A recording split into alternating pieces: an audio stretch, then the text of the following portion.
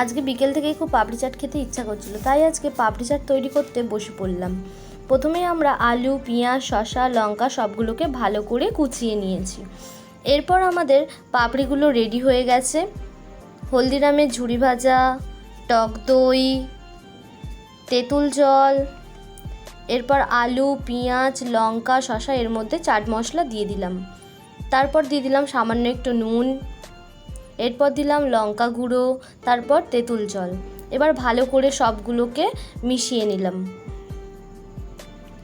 মনে হচ্ছিল যে চাট মশলা একটু কম হচ্ছে, তাই একটু ভালো করে আরও চাট মশলা দিয়ে দিলাম, দিয়ে ভালো করে মাখিয়ে নিলাম। এরপর পাপড়িগুলোকে একে একে সাজিয়ে নিলাম। তারপর আলু মাখাগুলো একে একে দিয়ে দিলাম।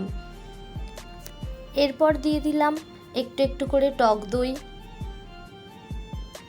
তারপর দিয়ে দিলাম কিষান সস, তারপর একটু তার উপর দিয়ে ঝুরি ভাজা